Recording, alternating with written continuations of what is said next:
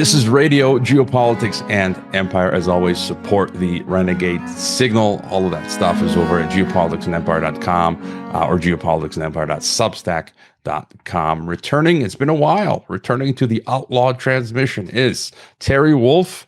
His links are in the podcast description, but you can go to wolfepox.com or winterchristian.substack.com to follow his stuff. Welcome back, Terry. Thanks. Yeah, it's great to be back. I miss our conversations we had on TNT radio all the time, and we were doing some discussions from a couple years ago, like back with COVID starting, and I wrote my book "Maybe Everyone Is Wrong," and I came on to talk about that and Fire in the Rabbit Hole, my other book, where we're talking about the. I always remember that because you said that You asked what made me a dissident, and I said that it was because I was questioning the alternative media as much as I was questioning the mainstream media, and that still continues to be basically what I do. Is like everyone kind of gets the mainstream media is evil and lying, but we're not yet critical enough of the alternative media, and that's still a theme of everything that I do. It's why I appreciate coming on and talking to you. Yeah, we'll get into that as well. And those were 1,000 in total, 1,000 plus, I think, interviews on TNT. I have not uploaded the archives, just a few on the Substack, but hopefully by this summer, I'll get around to uploading all of those archives so people can go back if they so wish. And again, if new people who've jumped on Geopolitics and Empire, if they don't know Terry, they can check out your books. And you were, for a while, you went viral on TikTok. Alex Jones on InfoWars played your TikTok clips. And I think the last podcast we did, I can't believe it was 2023, so about 2.5 years ago. And that was a good one because very few people touched on the subject that we touched on, which was in the alt media, this budding New Age Gnostic theosophy, anti-Christian stuff and trend. And I thought that was a groundbreaking podcast. So people can check that archive. But anyways, there's a lot to get into. Where should we start? Well, I would like to start with just what I'm seeing right now is the same kind of thing that I saw after COVID, which is that there's this big quote unquote awakening that's happening. But the awakening is a couple of people who are good researchers who actually, look at both sides and they break things down intelligently. But then there's this massive wave that comes of totally uneducated people, but now it's all surrounding Israel instead of COVID. So it's like now everyone is getting red pilled on Israel, and I'm noticing this on a very ground level of people who, again, maybe they got sort of woken up by the COVID stuff. And so now they don't trust the government and they're willing to look at conspiracy theories and stuff, but they never looked at Israel. And now, because of what's happening with the genocide and all the crazy stuff Netanyahu said and Trump's sort of crazy policy back and forth, now it's like I'm hearing people talk about Zog, I'm hearing people talk about Rothschild, and people who have never done a single day of research in their life are talking about this stuff as if they know what they're talking about, and they're very confident, and then they get prophecy dragged into it yet, which starts to offend me because now you're talking about not just theories and geopolitics and sort of historical analysis of characters and political figures, but now you're talking about some very tricky stuff that you're so much in the hands of theological nuances and things like that. So you can be twisted around very easily if you've never done the research into it. And so that's where Zionists get their power from, is from just pointing to a couple of Bible verses that no one really looks at. And then they says, oh, this was promised to us. This land was promised to the Jews. And then, I grew up in a very strongly Zionist community. Basically, all the churches here were hugely Zionist. I would say that some of those churches only existed in order to promote Israel. Like they were just like, if it wasn't for what was happening in Israel, they would all lose their faith. And I would talk to people personally who were daily reading news from This is back around 9/11, the war on terror, that kind of stuff. So it was all about let's bomb the Muslims and let's defend Israel from this plague of Islam. And what I'm seeing right now is sort of this toxic, bizarro world where Zionists are rallying to defend Israel, of course, and then the anti-Zionists are you have Kanye West literally, doing a Hail Hitler song. You have, and look at the reaction to it is mostly people enjoying it and laughing and it's not really taboo. And so you're seeing this legitimate anti-Semitism, this irrational hatred of Jews that just sort of scattershots everywhere. And what I would like to do is to try to address that, get to the root of what's actually going on with Zionism, and especially on the prophetic level, why it's so ironic and weird what's happening. Because in a way, Zionism is completely valid. That there are prophecies about what's going to happen in Israel. But at the same time, when people start picking these political sides in the middle of what's happening today, they sort of miss the entire point. Yeah. So maybe before just you continuing, I'll just add. I mean, I thought it was funny. Trump. It's kind of disturbing today. They're talking about Iran, right, which has everything to do with, of course, Israel and Netanyahu. And he actually says help is on its way. MIGA. Trump actually tweets, wow. MIGA, make Israel great again. And I'd like to say there are people that listen that don't disagree with me. I'm still not firm on some stances. I had a conversation with a close friend over the weekend in church, where, as you say, in many regards, I think Israel is spiritual, but I think there are still applications to the prophecy when it comes to the physical land. And I think of it, not everyone listening is a Christian, but I say, we're all, man is sinful. We all need Christ to save us, repentance. And just as the Gentiles have had a grace period, right, from God, so do the Israelites or Jews. And their behavior today, the state of Israel, the majority of the people that compose that state today in, Israel, they are not Christian. They've rejected God. Right. They are sinners, just like many people. And the things that they are doing, as you mentioned, destroying the homes of the Palestinians, the expansionist policies, killing them, bombing Gaza City, all that.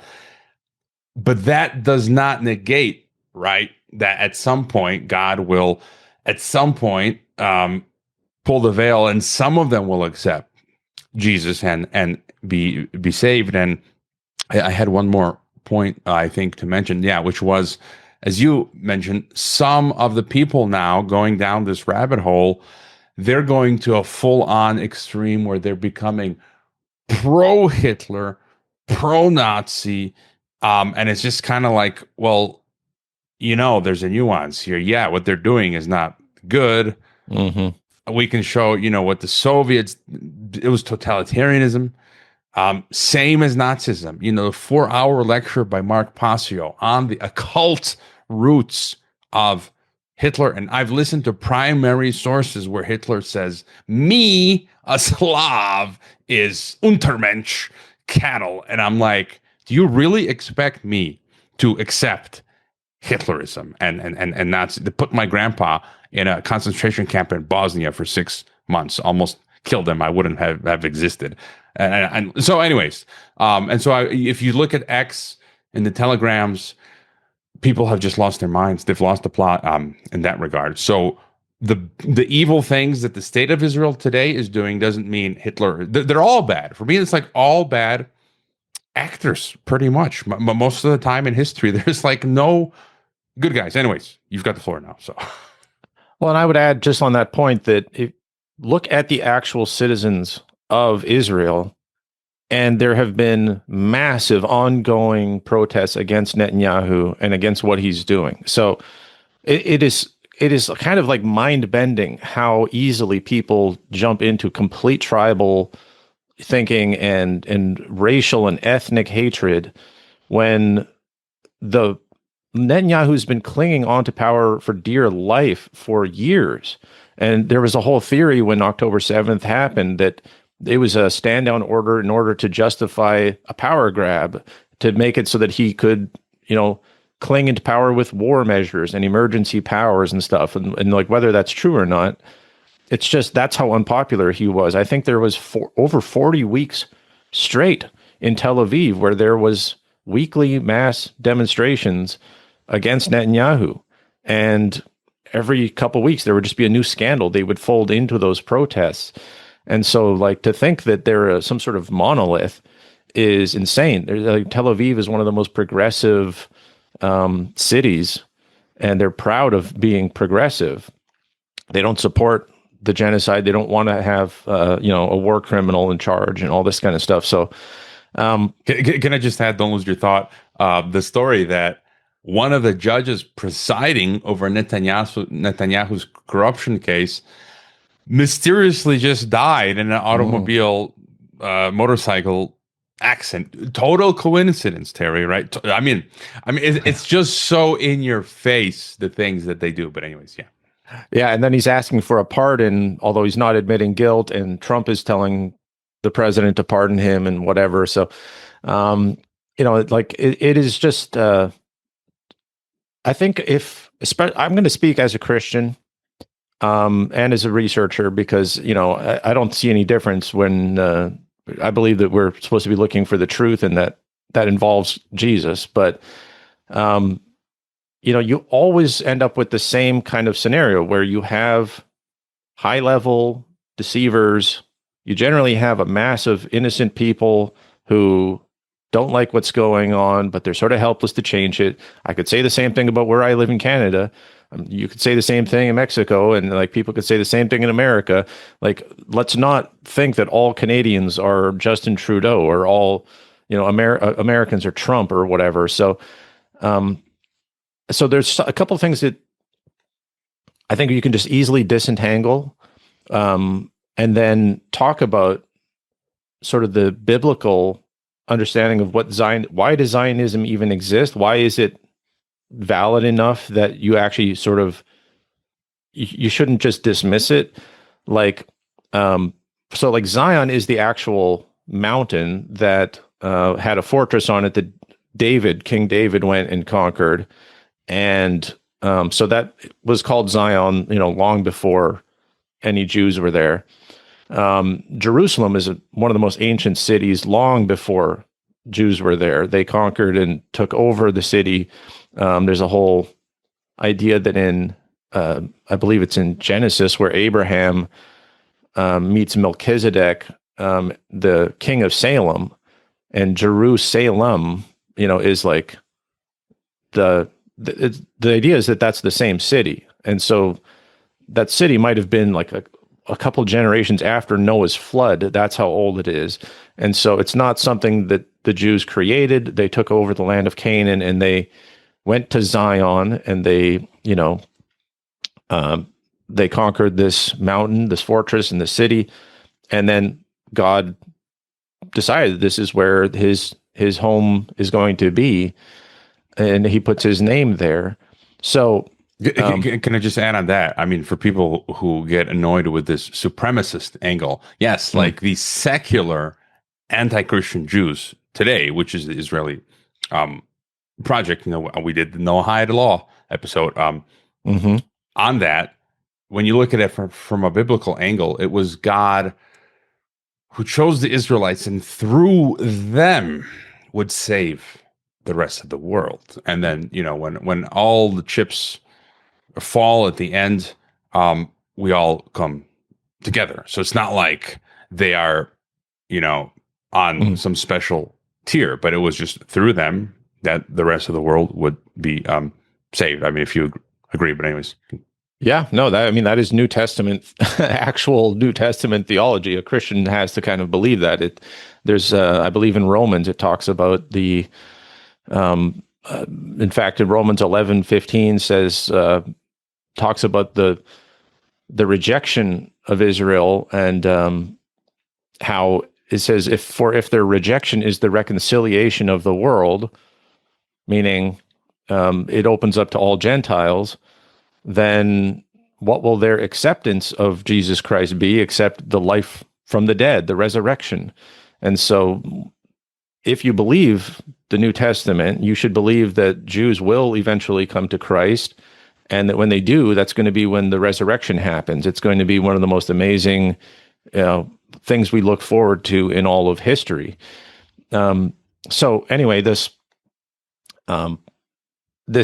prophecy around Zion is interesting because people think it's like Theodor Herzl or like some like more recent thing. It's like a Masonic thing, or like Albert Pike or somebody. Like they keep making it this modern thing. What I heard growing up, was the Old Testament prophecies. They would go and read and talk about the promises to Abraham, Isaac, and Jacob, where it clearly says that that land is promised to Abraham's descendant, his offspring, and that's a one-sided covenant. There's no way to break that covenant. God is going to do it. The covenant that gets made with Moses and the 12 tribes of Israel later is conditional, and it is, if you are holy and if you take care of the land, then I will give it to you for a possession, and so on and so on. And that's where it's interesting. I think in the book of Hebrews in the New Testament, I think Paul wrote it, but nobody knows who really wrote that book. But anyway, the author sort of describes how the promise was given to Abraham and his seed, and he specifically says that it is not seed as in many, but seed as in one, and it's a reference to Christ. And so Christ is the seed of Abraham that ultimately inherits all of the promises of Abraham, not the bloodline of the 12 tribes. And so that's where some people get replacement theology from, and the idea that the Jews have nothing to do with the land anymore, and the church completely replaces them. And that also can't be true, because we have Paul in other places talking about how the Jews will be reconciled at some point, and they will, like, I would look at Revelation. Revelation talks about the 144,000 Israelites. It specifically calls them Israelites, and it says there's 12,000 from each of the 12 tribes. And nobody even knows who those tribes would be today, but that's for God to figure out, not for me to figure out. And anyway, these promises are still in effect, right? So there's a reason why Zionism has a real biblical basis, and it is not up to politicians and conspirators and whatever to decide how that gets fulfilled. They're sort of strangely playing their part. There's the whole Anglo Empire, British Palestine, the United Nations, and creating Israel, and then they wanted to obviously puppet it and control it. And then the founders of modern Israel basically turned around and they were psychotic terrorists who went and fought against Britain and sort of won their real independence and started to do their own much more radical plans, and ended up teaming up with America. So where is this, let's go right to what I described, and maybe everyone is wrong, where I was walking through Revelation and trying to break down the different symbolism that we see. One of the big controversies is Babylon and the horror of Babylon that you see in Revelation 17. And it describes it as this woman that is riding on a beast, is sitting on a beast, dressed in scarlet and drunk on the blood of saints, and extremely rich and controlling all the nations of the world. And it's called the Great City. Over and over again, there's many references to it as being the Great City, especially in Revelation 18. And there's a way to identify who this is pretty simply, because in Revelation 11, there's the two witnesses that come to the temple, and we obviously, that would be the temple in Jerusalem. So there's already Jerusalem, and the two witnesses are standing there and preaching and causing plagues and stuff. And I literally believe there will be something pretty close to that in reality. I think that Revelation has a lot of symbolism, but it's not completely metaphor for ordinary politics and stuff that we're seeing today. I think there will be a very special time in the future where things actually culminate in global catastrophes and real miracles, and God will raise the dead literally, and all these things that the rest of the New Testament talks about too. It's not just Revelation. Jesus talks about the dead being raised, and Jesus did miracles. There's no reason to believe that we won't have a time of wonders again like that. But anyway, these two witnesses are there, and I'll go read from Revelation 11 here, because it says, when the two witnesses finish their testimony, the beast that comes up from the abyss will wage war on them and will overpower them and kill them. Their bodies will lie in the street of the great city. So there is the first mention of the great city in Revelation, which it says is figuratively called Sodom and Egypt, where their Lord was also crucified. So there is no way around it. This has to be Jerusalem. The great city is Jerusalem. It is figuratively called Sodom and Egypt, which is the two worst things in the Old Testament. And their bodies are going to lay there. The temple is there.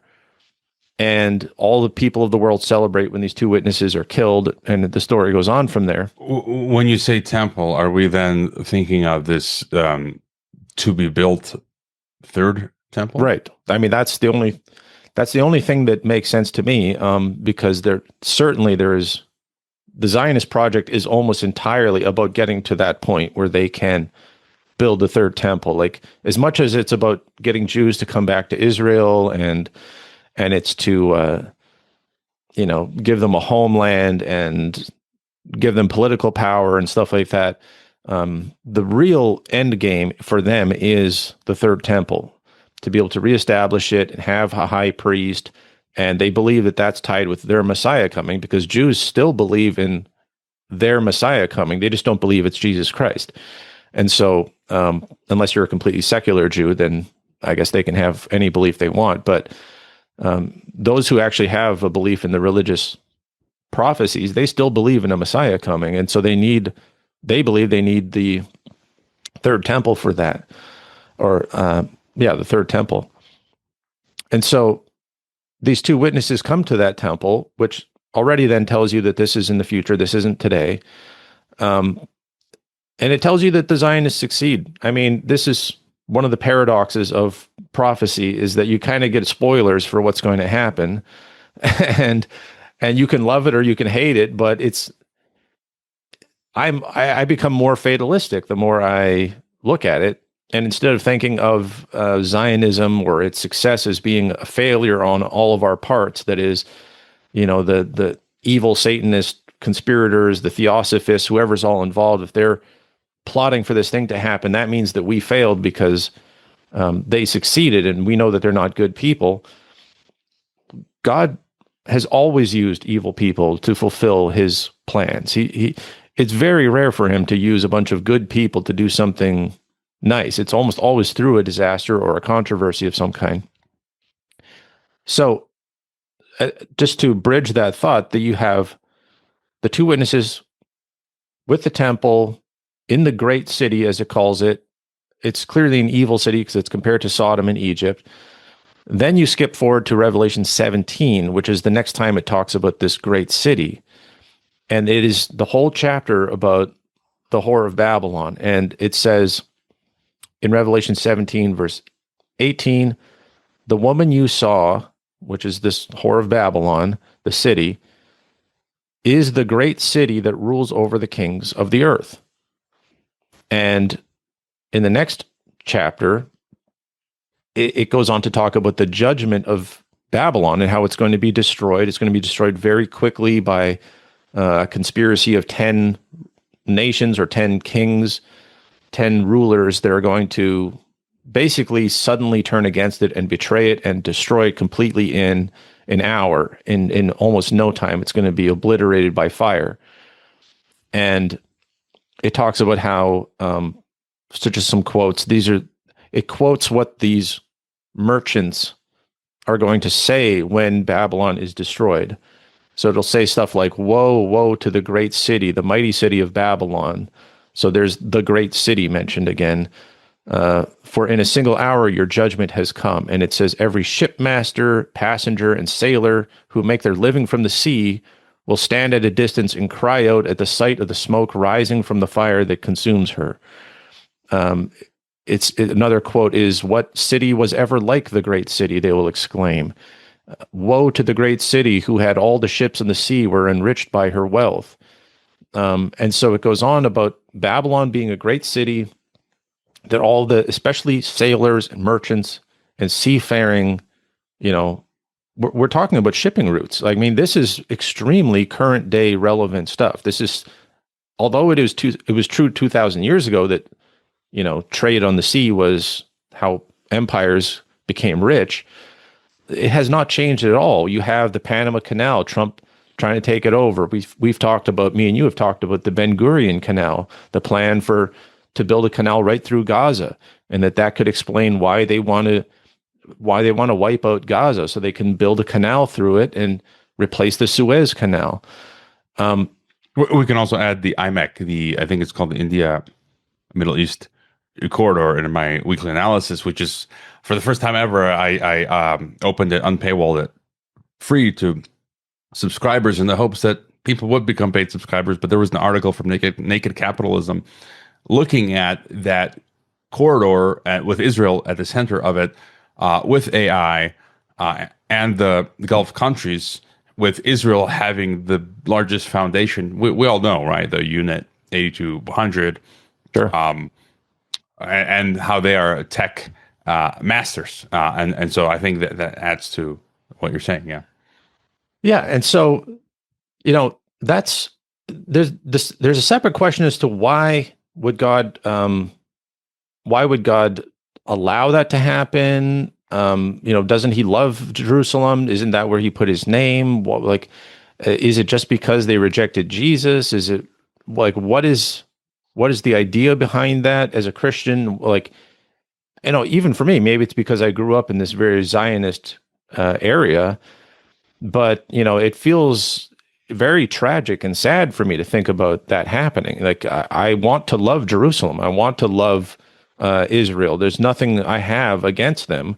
If I could help anyone to succeed or be saved and to not be judged by God, it would be Jerusalem, because it is the city where God put his name. You can go look.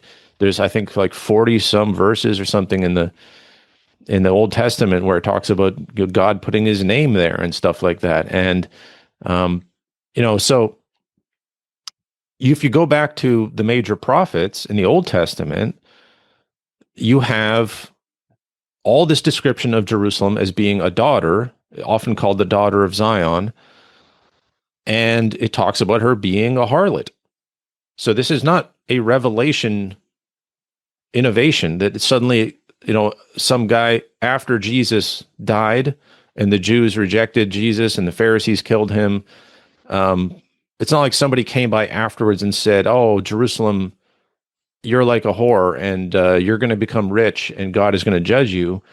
If you go back to Isaiah chapter 1, the first chapter of basically the greatest prophet of the Old Testament, you have constant language about Jerusalem being a harlot.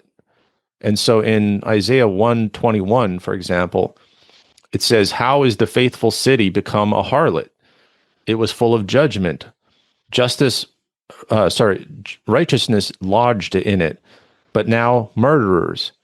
And then later it says, a couple verses later, God is saying, "And I will turn my hand against you, Jerusalem. I will thoroughly purge away your dross," meaning if a metal has impurities in it and it is flawed, a metalsmith will put it under extreme heat, fire, and smash it with a hammer until all the impurities are worked out. It is a metaphor for burning and destroying something in order to purge impurities out of it. And so God is the one saying this through one of the, basically what is universally recognized as the most major prophet of the Old Testament, Isaiah. I just wanted to add to that something that I haven't said, and it just came to mind as you were talking. If I can maybe say it this way, I think, and I'm speaking to people out there, the way you view Israel today is the way you should view yourself. In many respects, It's true. wretched, sinful, in need of correction. And so again, the gospel was given to us Gentiles, and it's kind of like what you're describing.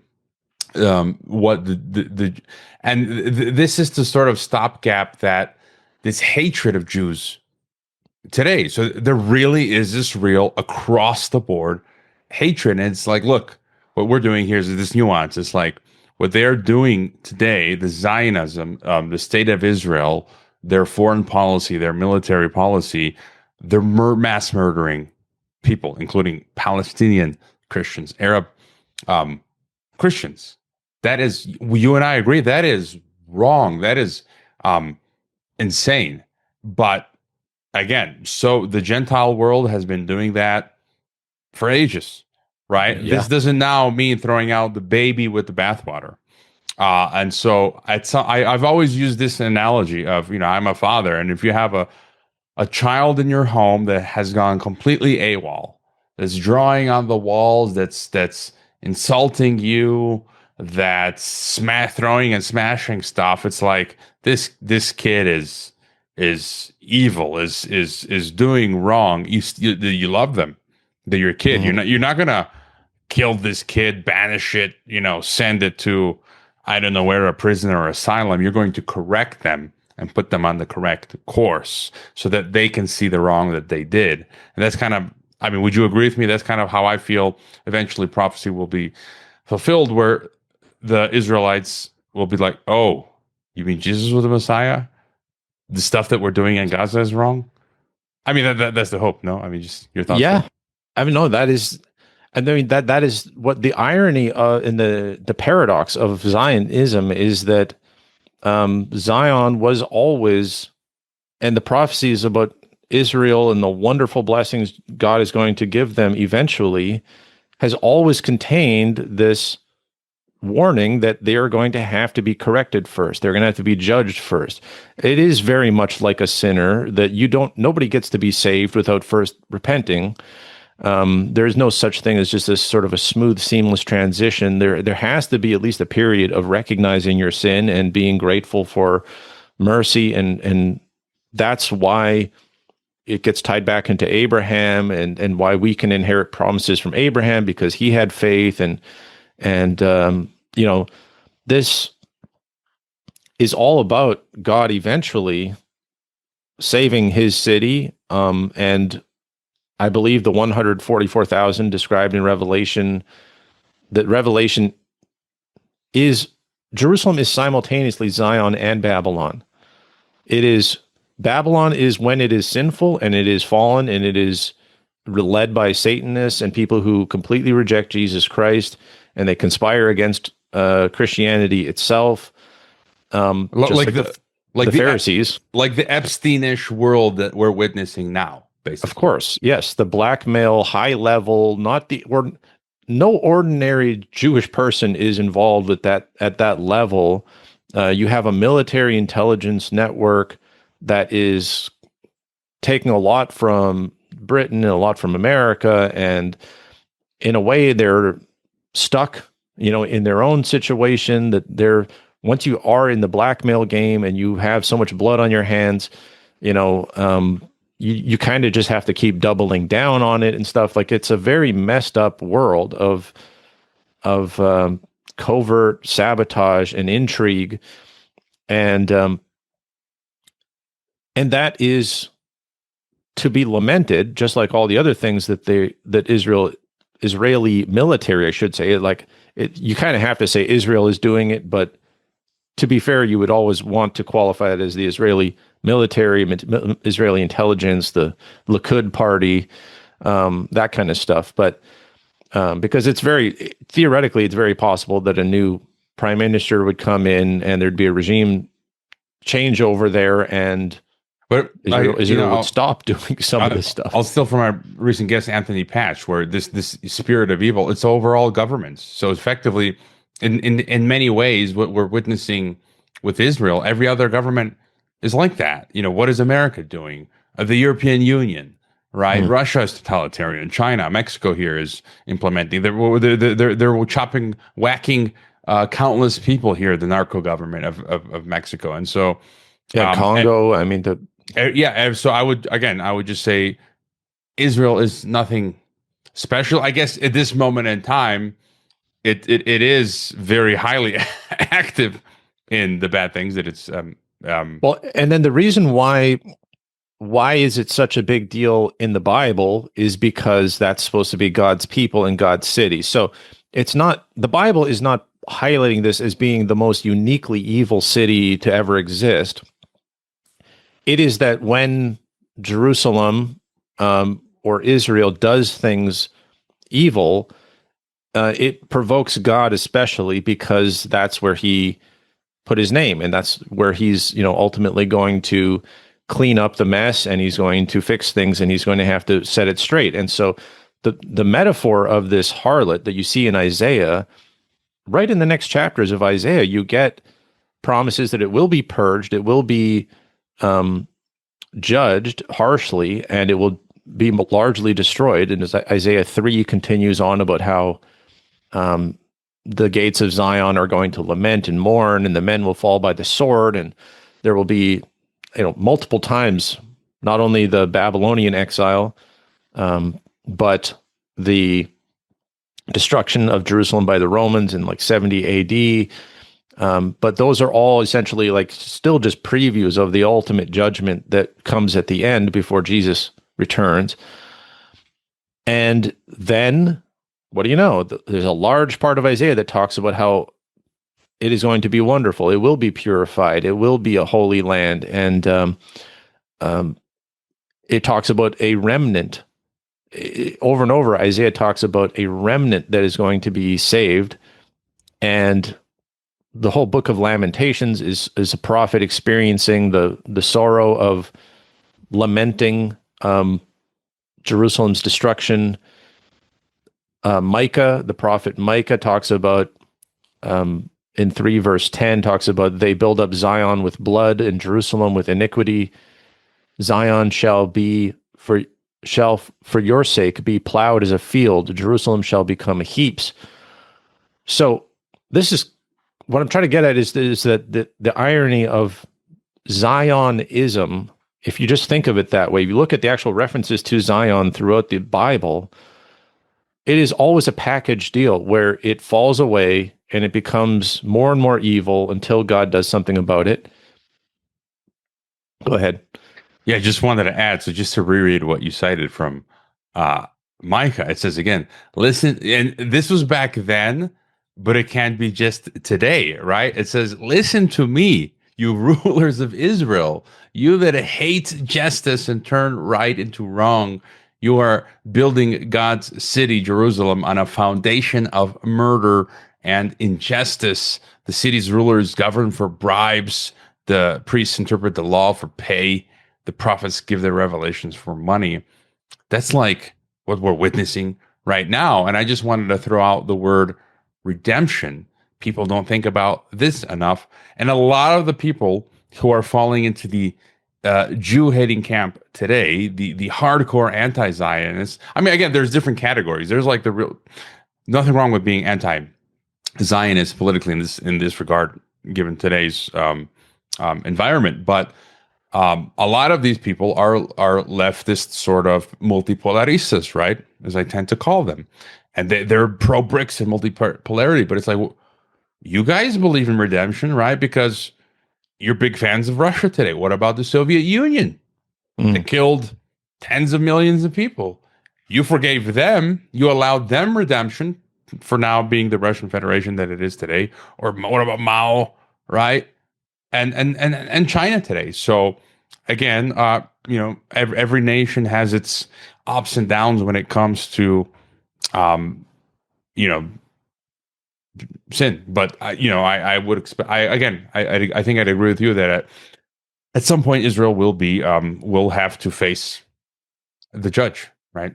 And that's not something we need to cheer on. It's not something we need to hasten. It's not something we need to avoid. It just, God will take care of that part. And he will use evil people to do everything on all sides. I mean, this is ultimately where the Antichrist gets involved. This is where there are betrayals at the highest level, the 10 kings turning on the whore of Babylon. Revelation lays this out in metaphor, obviously, but you see stuff in there like her being drunk on fornicating with kings and with the blood of saints. Well, if you understand the biblical logic of Israel, that it was supposed to be completely dependent on God, not make any deals with any other nations, never subject itself to foreign influence and be pure. This is why it's compared to a virgin bride all the time, is the idea that it remains separated and pure.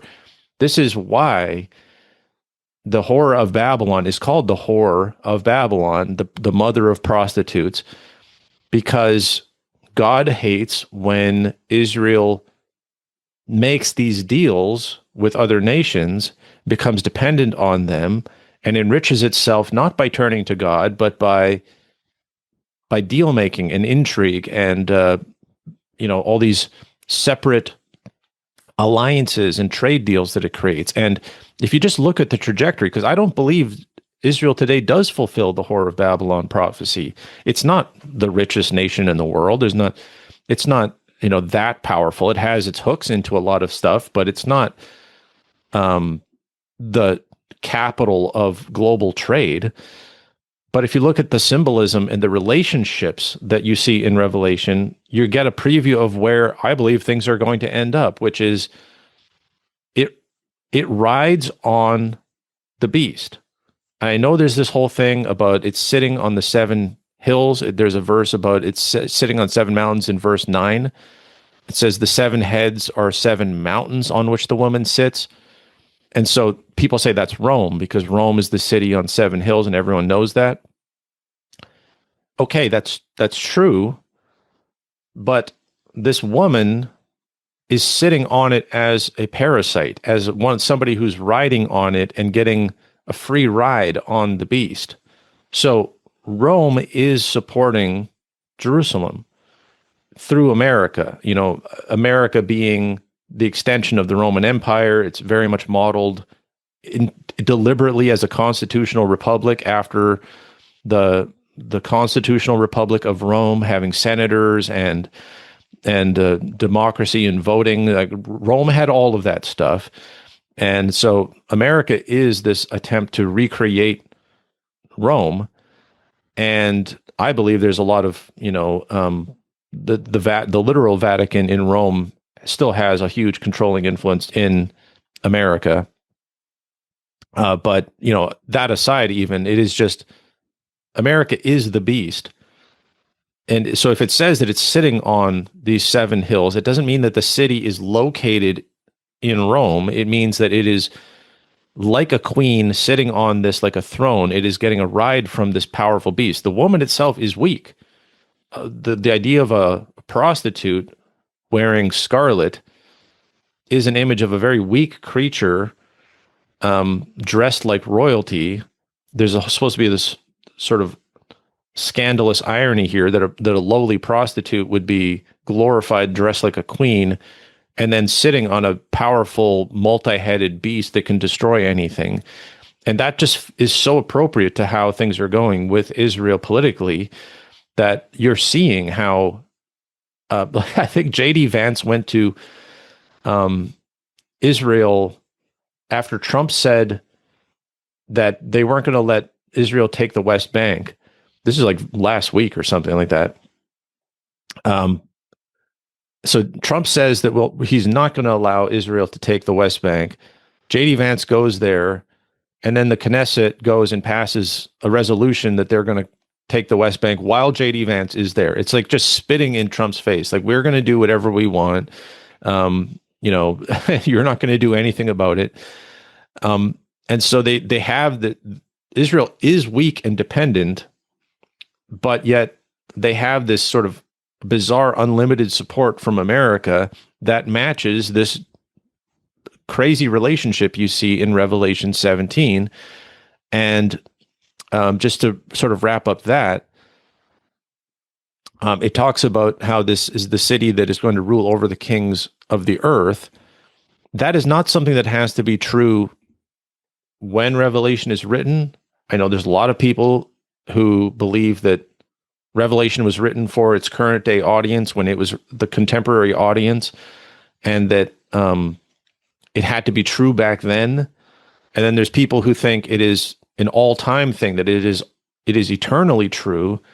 I reject both of those completely. I think it is talking about an actual sequence of events that happens and becomes fulfilled, and that it happens chronologically. That's actually the whole point of my book. Maybe everyone is wrong. Is that as far as I can tell, I'm the only person who has ever walked through Revelation as an actual sequential events that happen in a specific order with the 7 seals, 7 trumpets, and all that stuff. So everything that happens with the Whore of Babylon here takes place after some of the earlier stuff we see in Revelation 11 with the 2 witnesses and the disasters that are happening in the world. And so you can't scramble this stuff around and get it all mixed up. And so anyway, for me,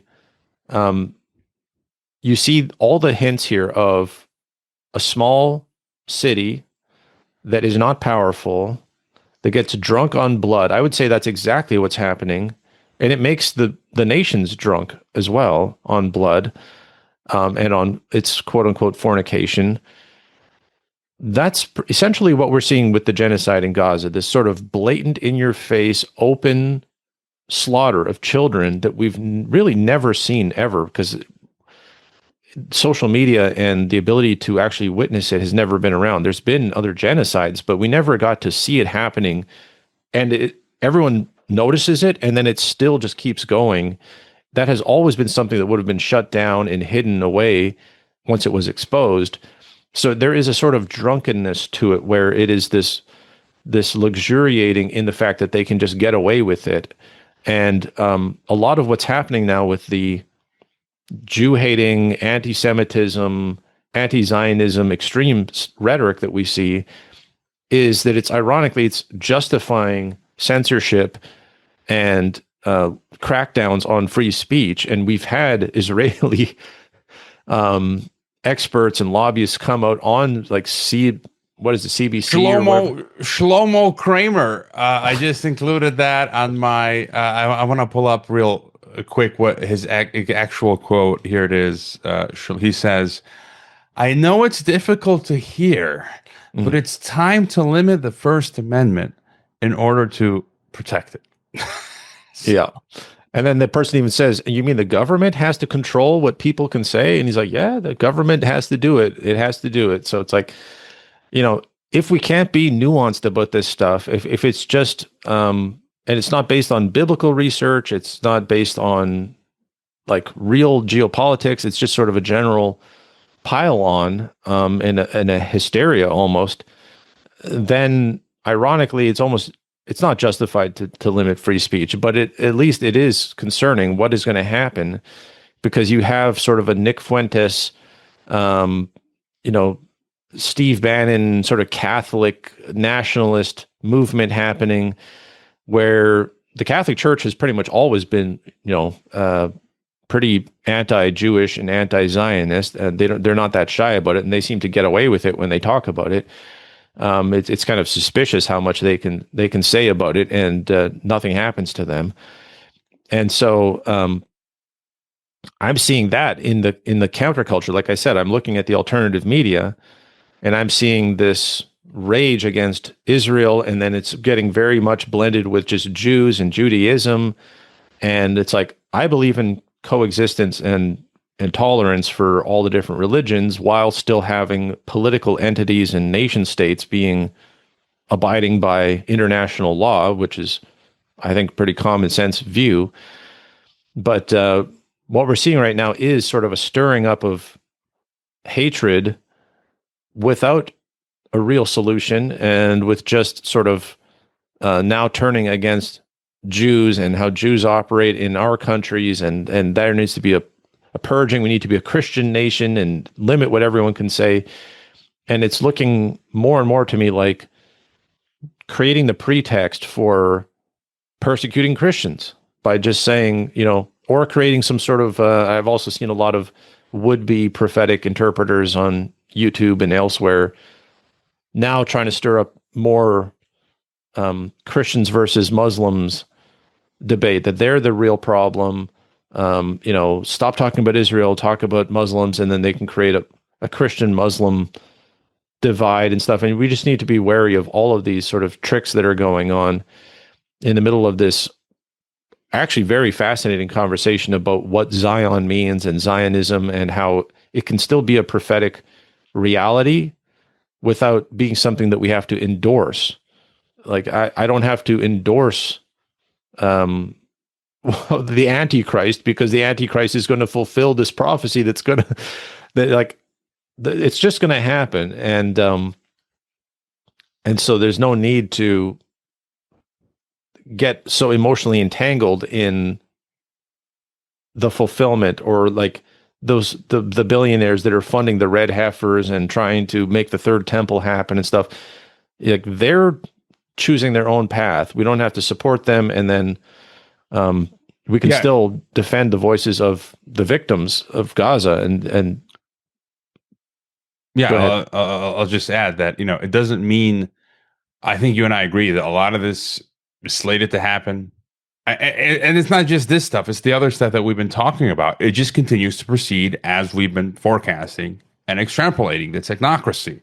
I've been 6 years banging on about the algorithm ghetto, like, guys, it's coming, ain't no stopping it. And literally, my home becomes an algorithm ghetto within an algorithm ghetto. I live in the 15-minute city. They put an exit entry biometric system at the entrance to my home. And so we've been right so far, but it doesn't mean that we shouldn't try and stop or minimize the madness. If you can get involved with humanitarian work, this, that, or the other, we should try doing that sort of stuff. I lost my other thought, but anyways, go ahead.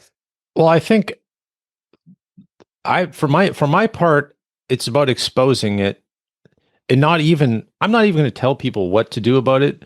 Just expose what's going on and be able to, like, light is the best disinfectant sort of thing. It's like, somebody somewhere, if they listen to this and they understand, and they're sort of disentangling themselves from the irrational fanatic, fringes of the conversation, and they understand it better. Like, somebody might have a solution, or a part of a solution, to make it slightly better, resist some of the technocracy that's happening, get politically involved. There's people in all sorts of NGOs and stuff like that. But my part, I just want to expose things and debunk a lot of the lies around it.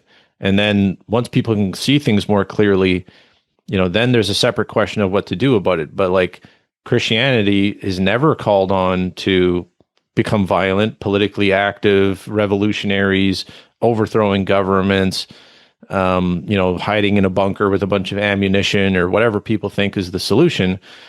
And so I think that's where as much as I want to expose and undermine technocracy, that's why I have been so wary of the alternative, that I keep seeing more and more extremism as being considered the solution. And we could talk about that too.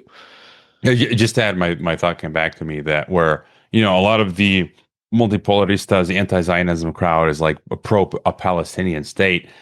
It's like, look, I'm not pro-Palestinian state. I guess at this point I can say I'm not pro any state, but neither am I going to support Israeli policy either. It's kind of like a hands-off approach. I mean, what would people expect of me? I've got to worry about three of my own countries. It's like Mm. that's more than enough. Most people have to deal with only one. And just I came across a clip the other day that was so good. It was a debate with Peter Thiel and some Christian guy. I don't even know his name is. Ring Them Bells is the social media account I got it from, and he says the early Christian vision was never we should take power and then we will do X, Y, and Z. It was rather our task as worshipers of the true God is to hold up a mirror to those in power, to speak the truth to those in power, to hold them to account, which I think is exactly what you and I have been doing. Now, you mentioned some of the other folks, this Christian nationalism crowd. It's like, no, they want a theocracy. They want to Mm. impose politics on other people. And I think, for me, this is the biblical thing. The Christianity is a social thing, right? Spiritual. It's not Yeah. imposing politics. And it's just merely showing, trying we all screw up so bad. There was a meme that I came across recently and it showed three lions. It was a really wonderful lion, sort of a mid-range lion, and this cartoonish, clownish lion is like, Mm. so be imitators of me, like Christ, Paul was saying. And it's like, I'm trying, bro, and it looks like this clownish lion. It's like, that's how we are. But we're trying to say, look, this is truth and justice and morality speaking against corruption. And we're just like, look, this is how we all should be, this stuff that you're doing in Gaza or Russia, Ukraine, or this here in Mexico. Is like, this is not the way things should be going. Let's go in the other direction, guys. So. Yeah, in my book Fire in the Rabbit Hole, one of the reasons why I wrote it is because I wanted to tell people to just believe fewer things and have fewer allegiances. Like you don't have to be emotionally involved in every crisis and scandal and say it's my job to save this. And even if you have a social media presence or a following of some kind, that doesn't mean that you have to try to jump in as somebody who's going to make the difference. You can step back and say, what are we doing in our own personal lives? What can we do as a little community, as a small network or whatever, to just immunize ourselves from the lies and stay separated from it? And I would remind people that in biblical logic, the term holy and holiness, it actually does not mean moral perfection or having no faults. It means being separated, and to disentangle and separate yourself as if for a special purpose.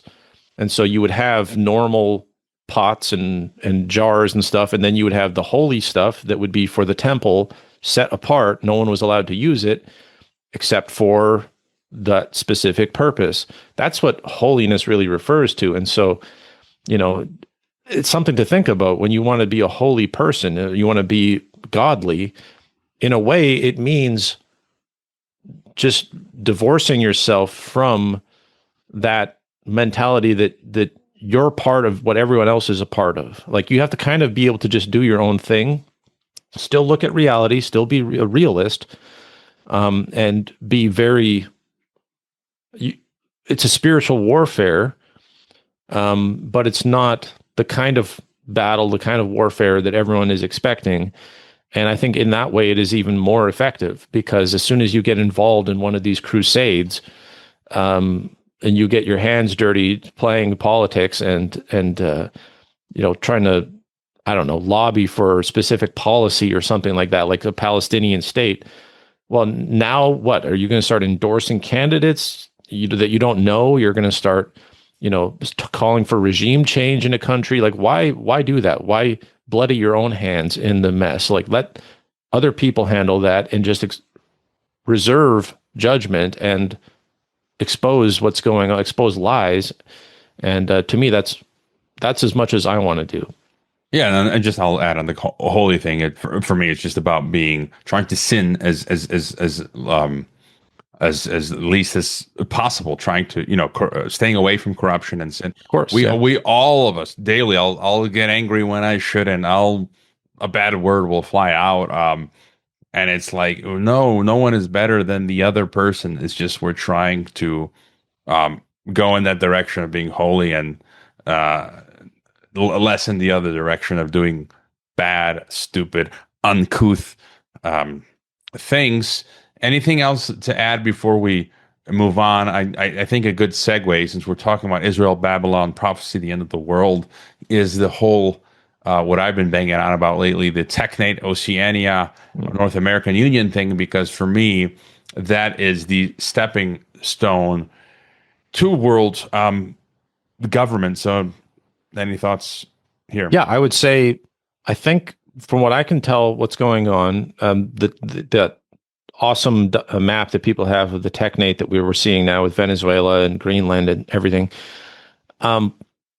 This is essentially all about shipping routes. It's about being able to control global trade, and then as a result, we're talking about the beast, we're talking about Babylon, and it specifically repeatedly mentions, the merchants and the vessels and the people who are doing trade across the sea being the ones who are devastated when Babylon is destroyed. It is a hint at the kind of world order that is going to exist at the end.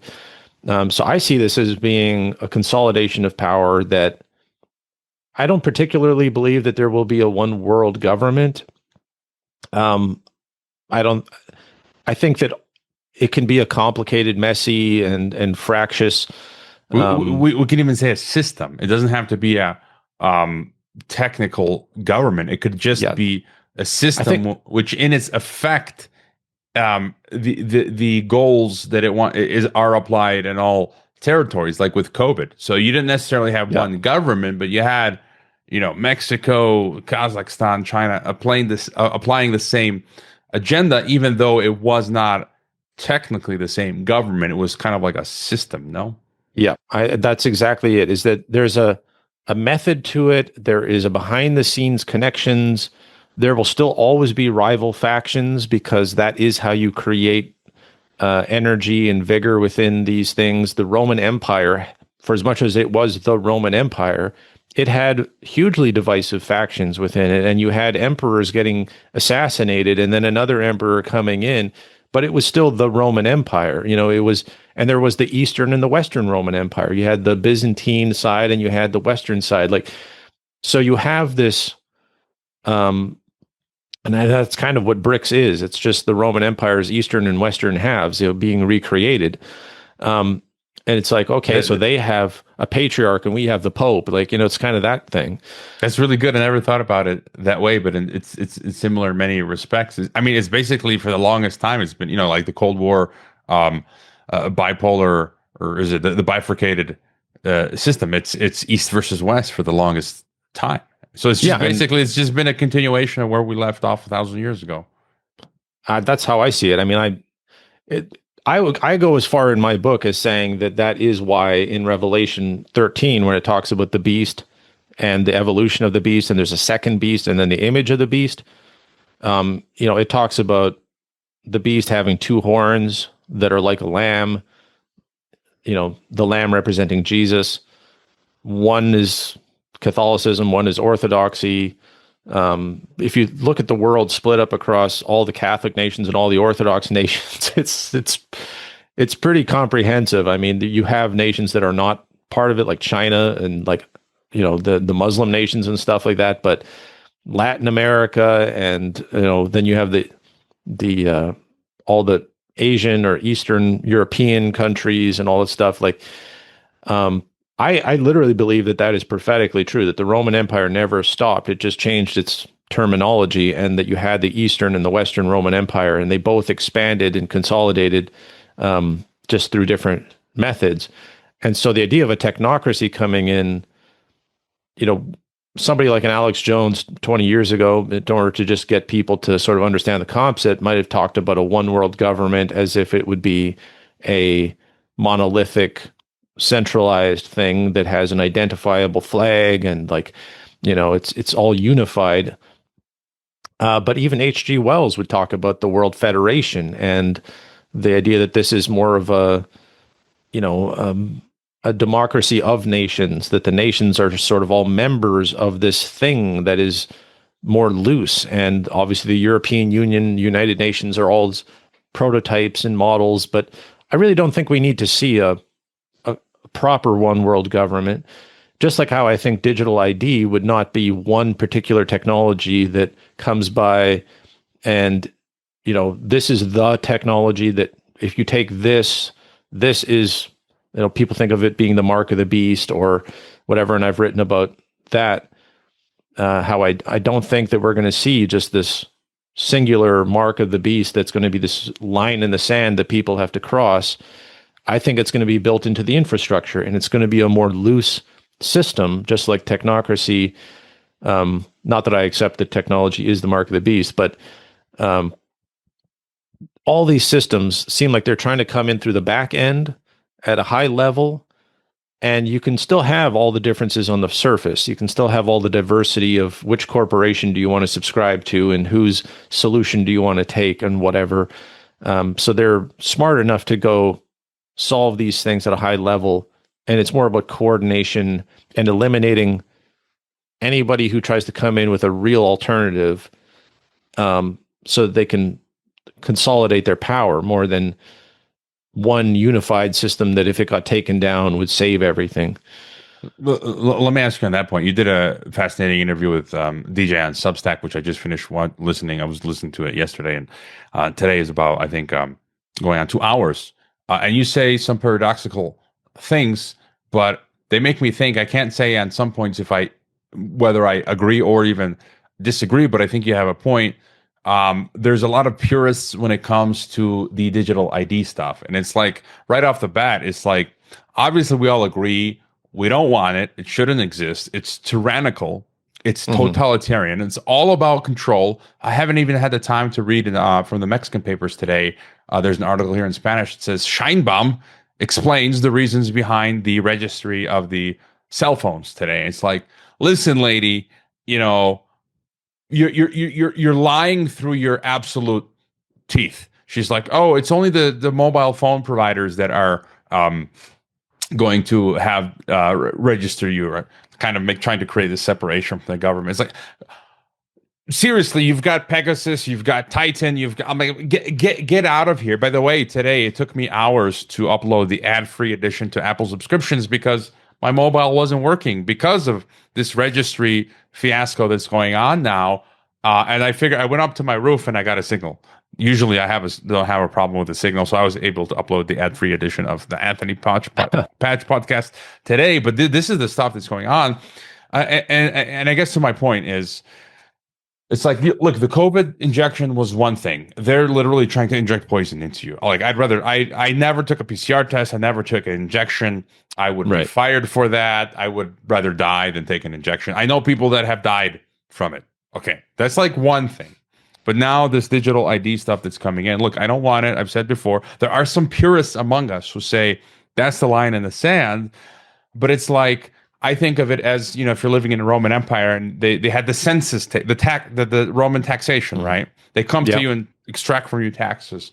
The census, they come to your home and say, give us all this information. And it's like with these biometrics where, from a Christian perspective, I don't feel it's not a mark of the beast in the sense I've already said, like, if I think about it, way before all of this, we knew all of this stuff that's going on right now. On multiple occasions, the U.S. government and Mexican government, at the time it seemed benign, they had already scanned on multiple occasions my biometric fingerprints, and they've taken a photo. Like the last time I traveled to the U.S., when you go to the customs, they didn't give me a chance. Like, bam, they took with their webcam a photo of my face and done the fingerprints, and it's just kind of like they're taking information from me. They're not yet affecting.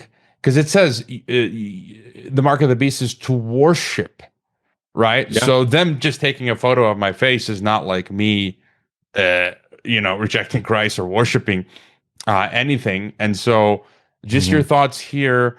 I don't think I don't want to do it, but I think I'm going to be the last man standing. But I'll eventually submit to that. Where I won't submit is, I think that's going to be the tool, the hammer for them to try then apply the mark of the beast, which will be engineer my behavior to get me to do something evil. and then when that happens, it's like and all of us will know. It'll be like with the COVID injection. They're asking you to, commit suicide Mm. or accept some sinister ideology, and at that point, it's going to be like, throw me into the digital gulag. Just some of your thoughts. Yeah, I mean, if I think that should be obvious. Like if it ever gets to the point where they are doing brain chip, neural programming, something like that, like there's just no way that, regardless of any prophecy, that would just be a suicidal, insane, evil thing that you can't accept, and you would have to rather die than take that. However, I don't think, not only do I not think that's going to happen, I don't think they could do that if they wanted to. And I have been trying to say that this idea of the line in the sand is very tricky, because we know that according to what Jesus says about before he returns, that there's going to be a tribulation, that there's going to be a lot of Christians betraying each other before that happens, and that brothers will turn against brothers, and that there will be a lot of divisions within the church.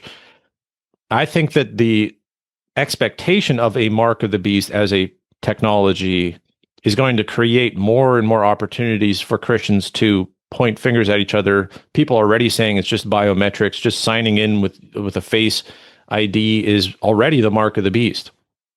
Okay, so that's crazy, because I mean the mark of the beast, that's a separate but very closely connected to where we're talking about the whore of Babylon and the beast.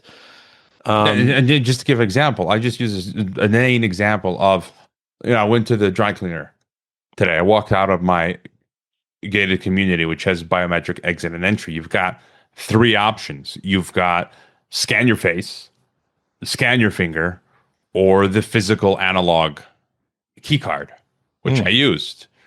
But now if I had decided to scan my face or finger, in many ways it's all the same thing, really. The only difference is my own personal privacy and fears for what can happen down the line if that data gets in the wrong hands. But when it comes to morality or spirituality, it has no effect, really, right? I think. Yes, and I'm hesitating to say what I really think here, because in a way, it's the most offensive thing, but it's basically the mark of the beast.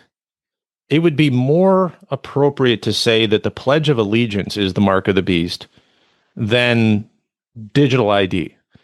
If you're pledging your personal alliance to the beast, which is America, you're saying, I swear I will protect you, I will serve you. What are you doing as a Christian? Saying that you're going to serve this entity that starts wars and murders and gives arms to terrorists and overthrows governments and undermines democracy and prints fiat currency and all the things that you hate. You're pledging your allegiance. That is a sincere, especially if you're in the military and you're like bound by oath to take orders from it and stuff like that.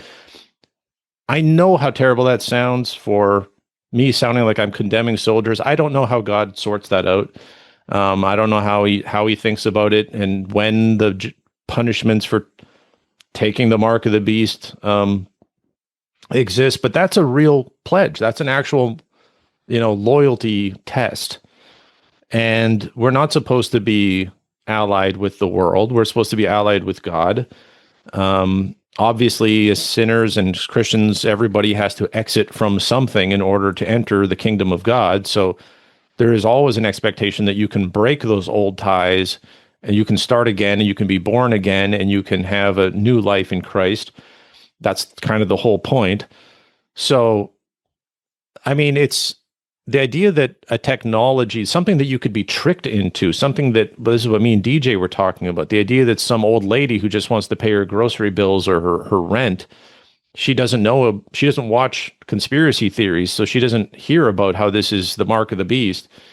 She goes and takes it, and she's been serving in church her whole life, and now God on Judgment Day. Because if you look at, if you look that at happened in my church. So I was having with some, folks in church, and I guess maybe they possibly are, on the lower social economic status, and they were at a plaza, and it was the grandmother who urged the granddaughter, teenage girl, to um, they were offering you $20, 400 pesos to scan your eyes, biometrics.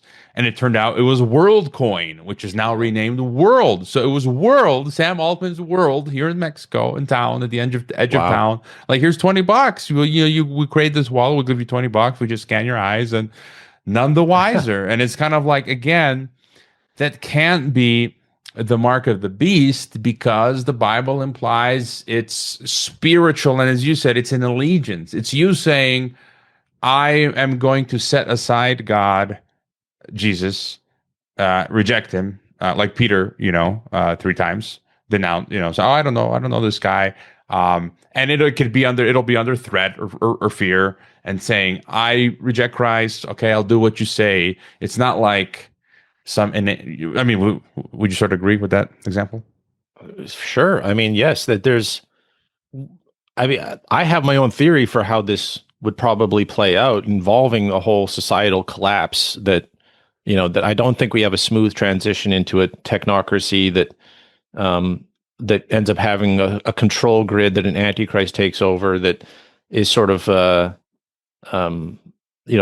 predictable steps from where we are. I think there's a huge valley of a collapse and a rebirth and a phoenix effect and a civil war, World War III, all sorts of truly, next level terror that is going to be inflicted on people, and that it's going to be in a very irrational state of things, that they're going to purge Christians, and it's going to be, a type of inquisition, and there's going to be I think that we're going to go into a truly dark age for a while, and that Christians aren't going to survive the tribulation that is going to happen.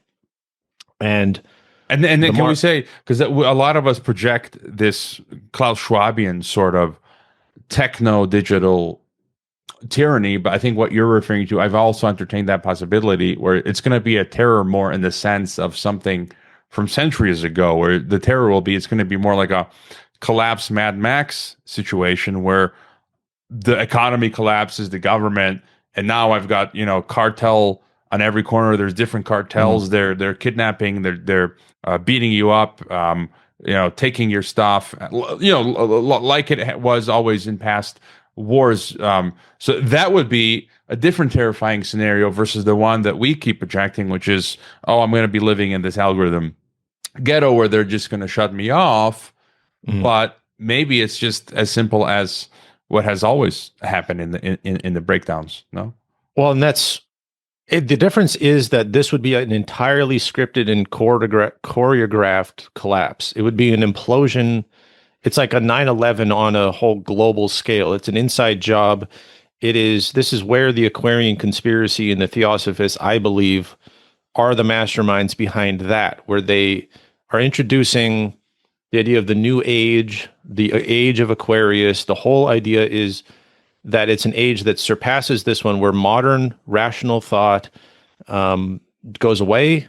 We stop having this sort of objective scientific worldview, and this idea that the meritocracy and the engineers and the experts are going to rule everything. They'll collapse that. By they, I mean the military itself, the Pentagon hardcore fascist neo-Nazi Operation Paperclip psychos who control the underworld of the CIA and all these things. They're going to collapse it, create terror, create food shortages, a mass killing off, depopulation, and then out of that hysteria and panic, people become so much more easily manipulated. There's a desperation to it, and then they can have UFO, spirit guides, shamanism, drug use, everything that they, a more trauma-based mind control scenario than this sort of Fabian socialist, gentle, tiptoeing up to totalitarianism. I think there needs to be a traumatic killing off depopulation that happens. And at the very least, that's what my thought experiments are about, because I don't see enough people talking about it. So basically, in a way, it'd be like getting rid of a lot of the dissidents, particularly the Christians ones, who would be able to, as this thing moves forward, demonstrate like that it's all a lie and it was foretold. And so, if you get rid of those guys, you can sort of go ahead with your whole. There's that part, but then there's an, in a way, even more important part for them, which is to shed the dead weight of bureaucracy, of having senators and congressmen and lobbyists, and the element that I'm talking about, what I call the collapse group. They want things to be hyper efficient military, basically martial law type. But like, this is also where the algocracy comes in. So what you're talking about, I'm envisioning they'll get rid of, as you see, a lot of the dead weight, but then in its stead, they will be utilizing these new technologies like AI. Yeah, they're not going to be they're not going to lose anything. They're going to keep all of the highest grade technology, stuff that we've never even seen before, possibly, unlimited fusion technology or whatever they can all pull off. I mean, things that would just amaze us. And they might even say that it comes from aliens and then work that into the psyop. And that's, I sort of outlined that in Fire in the Rabbit Hole, this idea that all these different rabbit holes are about discrediting our current system. I think that me and you and all the alternative media, we're supposed to discredit the system because it is supposed to become obsolete. The reason why the Epstein files are sort of being leaked and being constantly hyped up is because they want to get rid of these people. Yes, they blackmailed them. Yes, they used them for all sorts of things to pass bills and measures and all this stuff and get funding for their projects. But they don't actually care about these people. They don't actually care about Bill Gates. They don't actually love Klaus Schwab. They're using them as a parasitic ruling class that if they got totally wiped out, they're all expendable. Even Trump, wouldn't you agree? Even Trump. Absolutely. What good is Trump after he has done the things that they want him to do? I mean, there is basically a kernel. You can think of it as an operating system that has a kernel, and then there's a whole operating system built on top of it. But the kernel is where the real central programming comes from and where all the logic comes from that everything else has to be connected into. Like, you could wipe away all of the normal social conventions, the Constitution, all of it, and then recreate something. This is what Jim Channon and what was it called? First Earth Battalion. They were doing a thought experiment on this in like the 70s or 80s, talking about how if there was a time of collapse coming, that those who were intelligent in the military would have to see that coming in advance and plant the seeds of a rebirth so that once it collapsed, it could be recreated with the military leading it. And I believe that is what they're setting up. That's why they love having all these mainstream media being replaced by Tucker Carlson, Alex Jones, Steve Bannon, Andrew Tate. I was pointing this out in the past months where you had, just shocking. Alex Jones with Patrick Byrne, who admits he's CIA, saying let's regime change Venezuela into technocracy. And then Andrew Tate coming out and saying, yeah, let's just take everything Venezuela has, full on empire.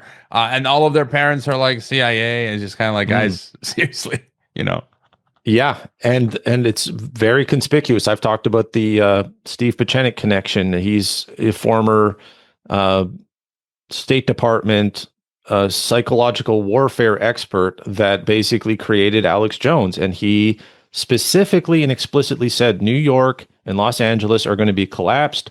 They are going to be brought to ruin. It's going to be centralized in Texas. We're going to redo the Constitution. Donald Trump is going to be the guy that does it.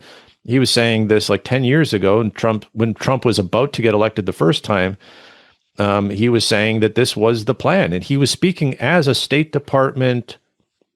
I don't know what he really. That's why I call it the collapse group. I don't know what the group is really called, but there is some shadow group within the military that is using Steve Pieczenik as their front man and admitting that They want to, it was called the devolution of power, get rid of the federal government, essentially, just have the executive branch and local governments and no real state level or federal level representative government, just the military essentially running things with individual cities. And then he was talking about how efficient this would be, and the Constitution is outdated. And it's like, that's the thing that I mean, not that I'm worried as a Christian, I don't worry about any of this stuff, but that I am looking at as being the actual prospect and you know that is going to have to involve depopulation and a civil war. There's no way that could happen without a complete collapse scenario. And it just turns out that Steve Pachinik wrote a bunch of Tom Clancy books that deal with that, about governors trying to create, breakaway states and civil war and this stuff. Like, he's a psychological warfare State Department person. He knows how regime change works. He did it overseas. He did it in all these different places. So essentially, and he said the same thing, that they use the left and the right at the same time. They exaggerate the faults of both sides. They make them both more complicit. They lead them into more and more obvious scandals so that they both become discredited. And then it's a Hegelian dialectic. You have the problem and then the crisis, and then the solution that comes out of it is what they want. They want to have this centralized sort of efficient military technocracy. I believe they're going to have a huge spiritual element to it with the New Age, what I call spiritual technocracy. And, that's a couple levels beyond what most people are thinking of in terms of just today's politics extrapolated like one step further. I think there's a whole plan B that is underway, that is run by these essentially neo-Nazi theosophists, because fascism and neo-Nazism is tied in with theosophy, even though people don't seem to recognize that.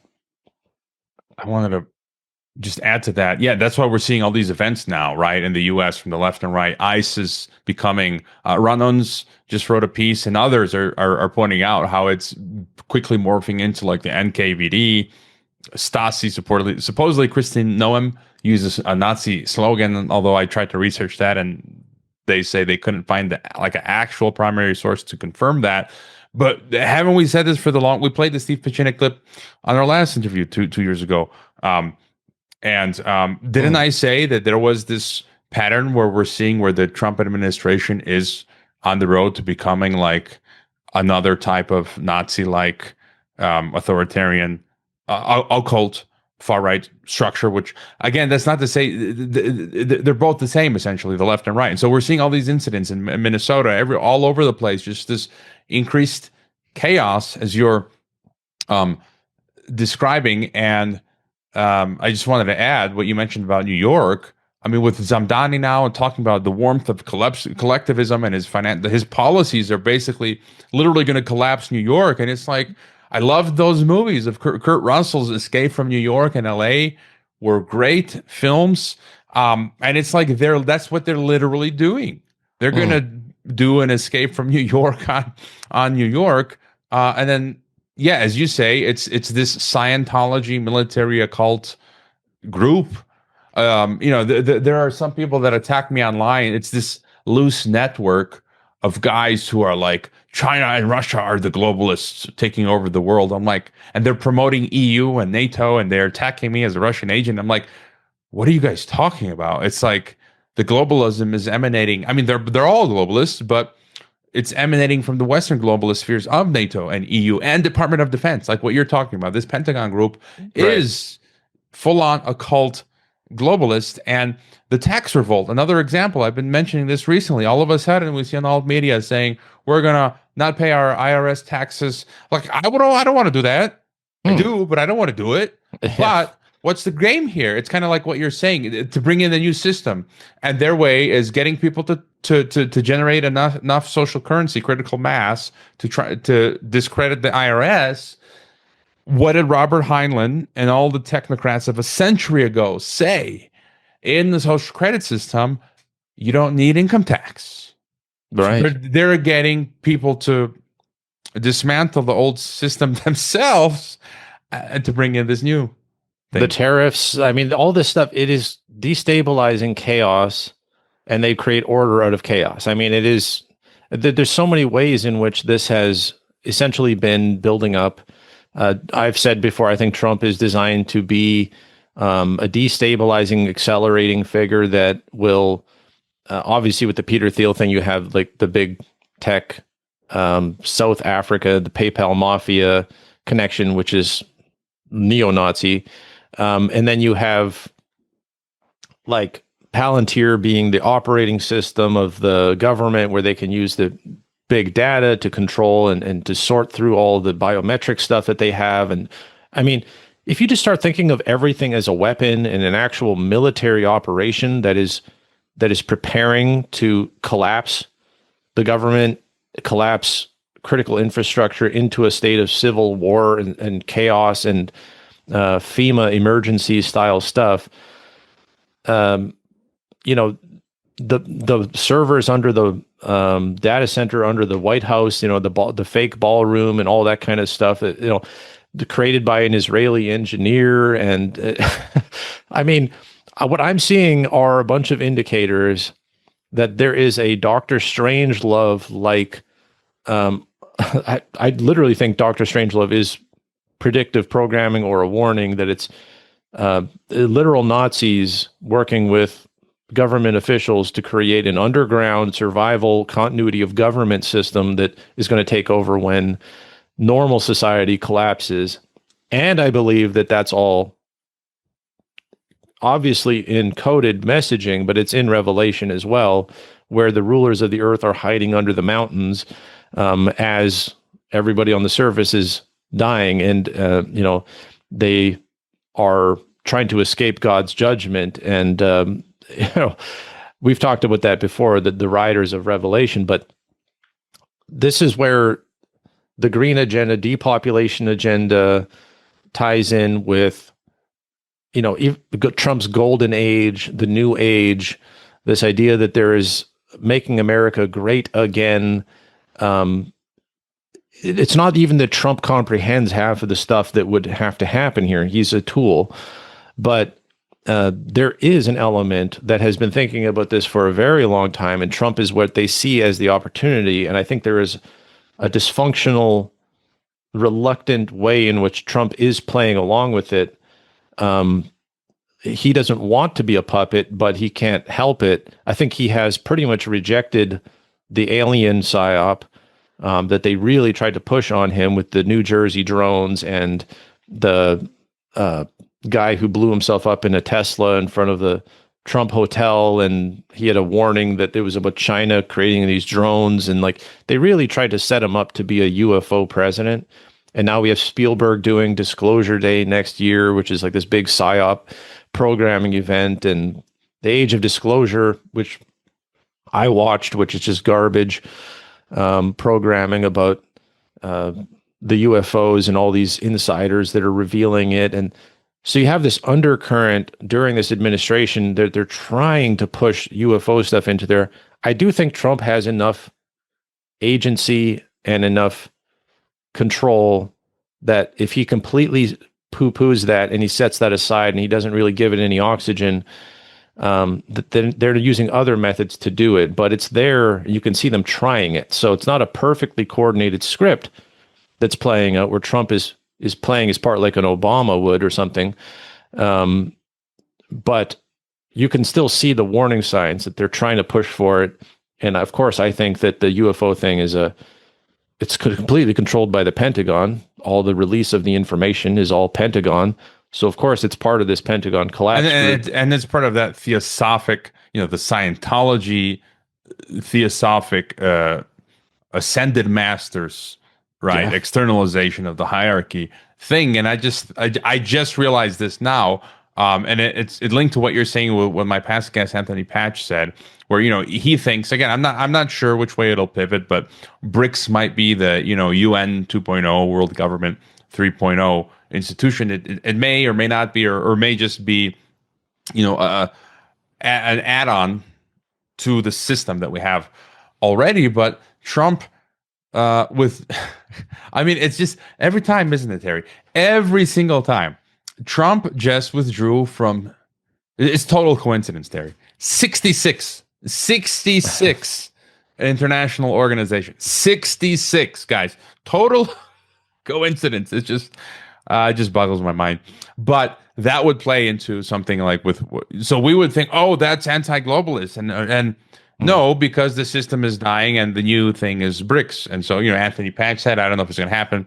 Um, it gives us, it's this head fake, right? Well, let me give my take on that, because I think when Trump was running for office the first time, he was point blank asked, "Are you a nationalist or are you a globalist?"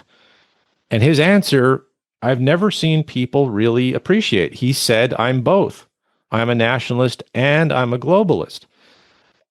Steve Bannon, who was his basically brain at the time, his campaign manager, who gave him all of his good lines, build the wall and all that kind of stuff. He wanted him to just be nationalist. He's like, get away from globalism. So Bannon was pushing him towards just nationalist. Trump, when he was speaking for himself, he said, I'm both. And what he meant by that, I think he even explained it, he doesn't care if there's a global system and a global world order, as long as America is number one in that order, as long as it is the primary, the ruler of it. He likes globalism as long as America is first. So I don't think BRICS will be allowed to, I don't think it even has a small chance of rivaling America's power and this technate that he's creating, like we saw in Venezuela, just like literally kidnapping, heads of state and doing whatever he wants. I think America is going to start flexing its power, the Department of War and all of that kind of stuff. He clearly loves this idea that America is going to just basically bully the rest of the world into, maybe not into submission, but at least into cooperating with him. And so while I think BRICS and that side is, I actually think that it is in some sense a legitimate rival. Like they would like to really rival America and be able to find a way to get ahead and escape that system. That's kind of how the Eastern and Roman Empire was too. It was, they really didn't like each other. Like the Crusaders really did go into to Constantinople and destroy and kill everyone in it during one of the Crusades. Like there's a genuine animosity there, but that does not mean that they are going in separate directions. They're kind of going in the same direction, but they're racing. Which one can get there first? Which one can do it better? And so it's kind of like the left and the right in America. They both have the same kind of end goal. It's more about who's pulling ahead and who's falling behind than really going in different directions, if that makes sense. I think you summed it up well. I don't have anything to add to that. Any other, I guess, extrapolations of anything we haven't covered that you think might occur? Well, I mean, we actually covered a lot, a mark of the beast and a lot of stuff. But, I think what I come back to in all of this is the idea of, I always try to warn people not to have false hope. In a way, I'm more black-pilled than anyone, because I actually think that even trying to find a solution to get out of this stuff is kind of counterproductive, because if you just accept that it will happen, then you can start talking about what can we really do without changing what the outcome. Like, how many people can we get to wake up out of the false dichotomy? I know you do that, but a lot of people are still trying to be like, maybe we could influence Trump to do this, or if we all collectively abandon this technology, then it won't happen. It's like, they'll work around it. I mean, they always work around it. And so this idea of false hope, and as I write on Winter Christian all the time, it leads into the potential for a true despairing sort of, like, because I'm not even, because I believe this stuff is going to happen and that my soul is saved, I'm not worried about whatever, even the tribulation, even getting put in a gulag. I'm not worried about it. But if you have all of your hopes built up around some political solution, or living off the land and going off grid and having some what I consider to essentially be a fairy tale, existence somehow outside of the control grid where they have drones and satellite technology. I saw some of the stuff they're talking about in Venezuela where they were heat mapping and using AI to track all the soldiers. They knew everything that was happening on the ground, and they could pull off this surgical strike. And or the Iranian government, as we speak, I read today, they've GPS jammed the Starlink, and they're going after all the Iranians who have the Starlinks. Finding them. So it's just the people are not prepared for the level of madness and technology that is going to be unleashed if and when stuff really hits the fan. And it's much better to say, I have today. I don't know if I have tomorrow. Let's do what we can to raise awareness and escape the false dichotomy, the idea that there's some solution around the corner that we're all going to get piled into. If we work together, we can save ourselves. I'm not going to say it's anti-Christian to want to find solutions. I think that would be going too far. I think that what is delusional and dangerous is to create this sort of pressure on everybody to say, you're now part of the problem. I've seen people back when I had my TikTok account, people would literally, I was saying the same kind of stuff then, and people would tell me that actually I'm the problem because by detracting from these various solutions and hope that people had, that was what was going to kill it. And then we wouldn't have success. And so really there was people going as far as to say that, I should be killed, that, especially the New Agers who were talking about how they're anti-government. They claim to hate all the corruption and abuse, and they want to have this revolution that's going to change everything. That Christians like me, who believed in prophecy and the next life being the thing where we get our reward, we're actually the problem. And so we need to be eliminated for the new age to happen. And so, I don't know. I just think people need to wise up to where we are and sort of take it at face value with both eyes open and say, things are going to get worse, but we still have a job to do, and we still have to expose this stuff. And then we give each other encouragement, and we, just like the Christians in the first century who were being persecuted and ever since have been, sort of on the fringes trying to warn about empires. We're still doing the same thing today. We're still looking at prophecy for hope, and we're still continuing that tradition. And then what you said with the New Age stuff, it's in the New Age literature, which some of our alt media people are New Age, increasingly New Age. And I'm not saying they are completely aware of it. Maybe some of them are, but they don't speak of it. But in some New Age literature, it is explicitly anti-Christian and talks about eliminating Christian in this theosophic. And for me, it is basically a stew, because you can find examples where they all come together and overlap. The Gnosticism, the New Age, the Theosophy, it's the pagan occult stuff. And what you mentioned about Black Pill, some alt media podcasters are like pointing at the Black Pillars, and I'm like, you know what? I don't care. I'm like unashamedly, unabashedly Black Pilled. It's kind of like. Okay, now what? You have no power. They're like, well, you're black pilled. And it's like, I am, man. So, and yeah, okay, well, what? And so, but again, it's there's a nuance. We have our sort of white pill, as I've said before. But you'd agree, though. I guess one of the final questions: how to survive.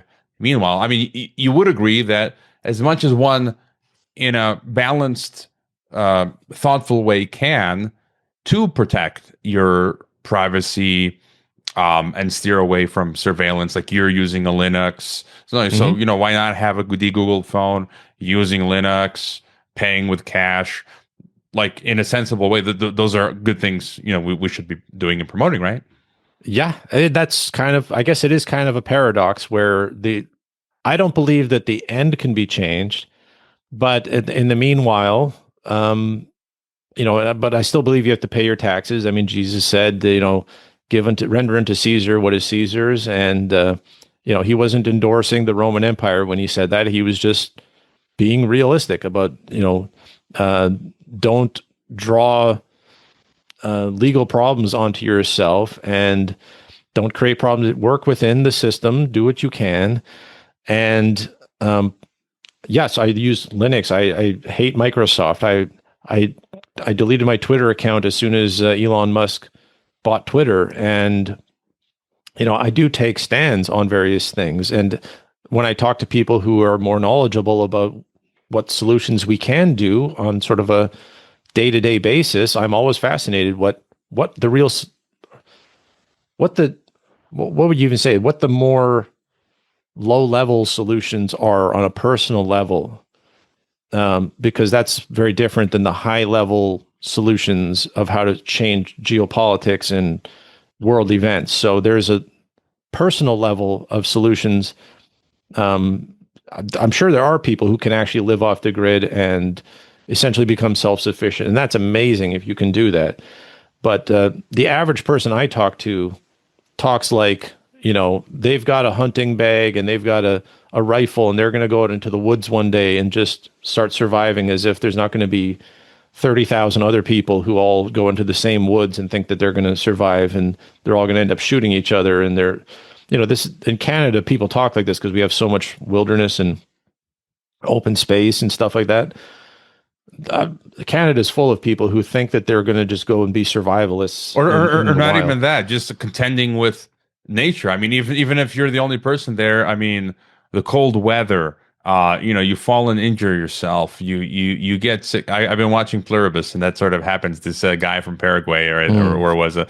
And he's trying to make his way up to the U.S., and he decides to cross the Darien on his own, and he falls and gets injured. Then you might get sick. Wild bears, and so the odds are stacked.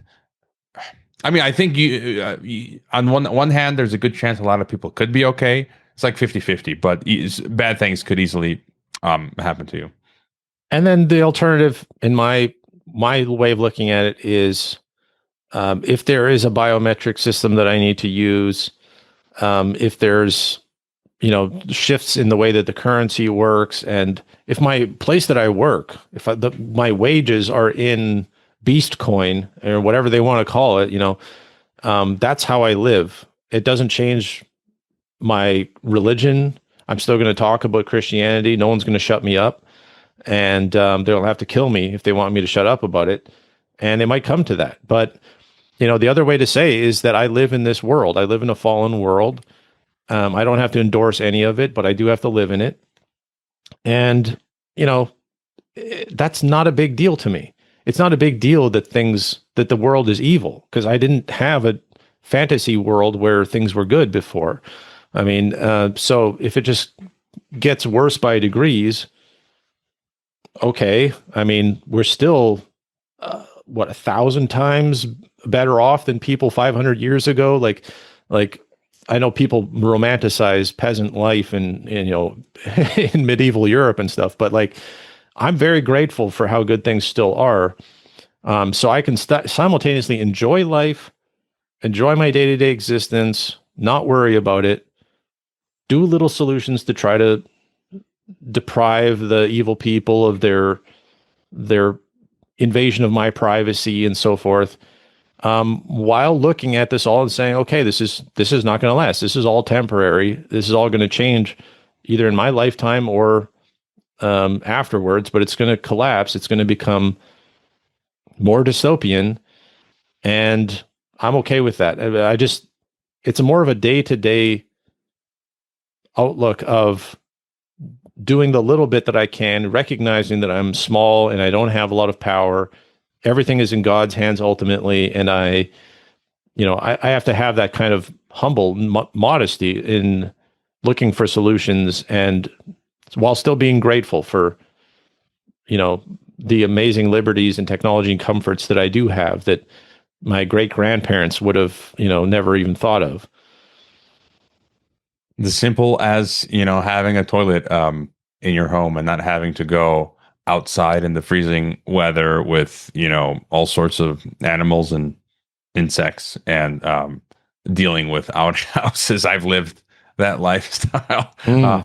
as well, which, isn't bad. I could go do it, but yeah, I don't know what else to add. We've gone quite a while, covered all of the bases. Maybe just one more thing, I guess, to ask you on the whole Substack controversy, and it deals with the themes that we've been touching. It's like, look, I'm going to rise Substack as far as I can. Um, I'll also try to build again my own on my website a platform, but I just think at this point it's kind of like, use it as much as one can, and it is a network. It feels like Substack did take one step back, but they're probably just biding their time to comply again. And I would like anyone who's in Australia or UK not to subscribe, become a paid subscriber, or cancel, if you still can, your paid subscription, because you might be locked out. But just, and I guess any thought on that, as well as, yeah, any other final closing thought for us? I still haven't heard a good argument for why it's even a big deal. I mean, the idea that you have to, I get the whole, like, this is leading to totalitarian censorship, whatever. I mean, before any of this, you had your accounts blocked. People have been debanked before any of this. So why is signing in with your face so most of these people? Here's another example. So I was banned by Department of Homeland Security from PayPal. Meanwhile, a whole bunch of other podcasters, folks that we all like, are using PayPal. So like, oh, am I don't care. I'm like, okay, you didn't get knocked out. That's good for you. Keep using it if you can. And then I'm thinking, like, most of these people are not anonymous. They use their real name and their face every day. So they're essentially they could just use your existing information. This is a formality of a step to say that you're signing in with your face. I don't get it. I really don't see, as a matter of principle, I suppose, it's just proof that the government is reaching in further to how you can operate on the internet. I don't like that. Okay. I think that's terrible.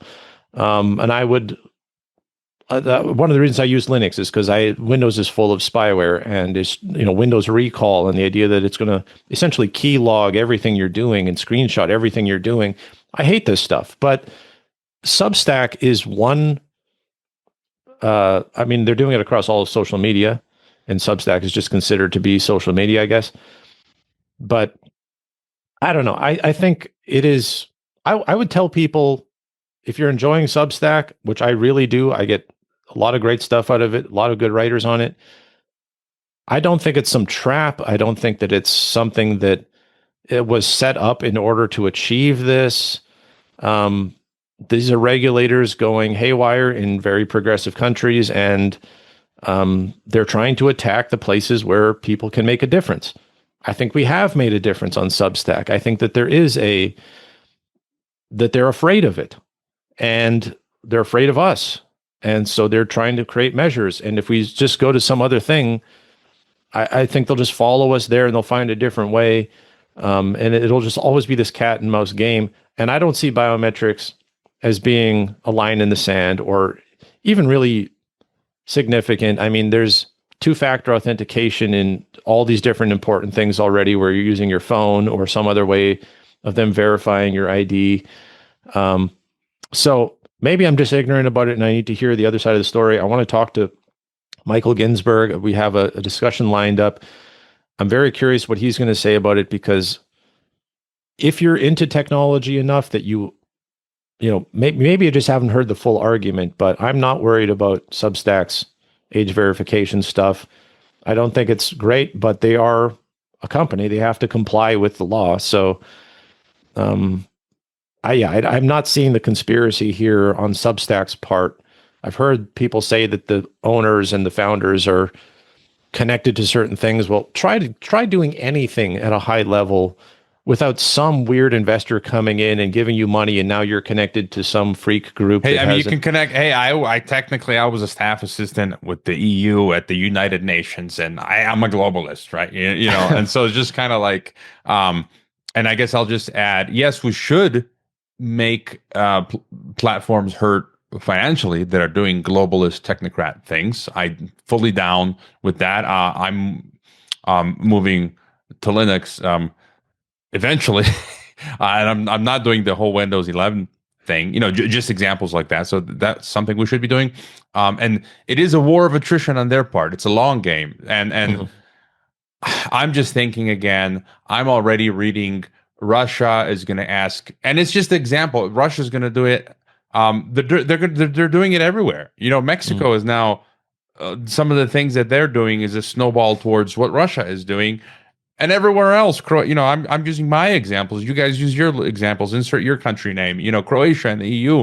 Russia's talking about internet IDs now. And the latest I read, it says it already started 2 weeks ago. Russian internet services, I guess ISPs, are obliged to store all audio, video, and text messages of users for 3 years. Wow. You know, that's why I use a VPN. That's why they're trying to ban VPNs. And it's kind of like, okay, I dropped Substack.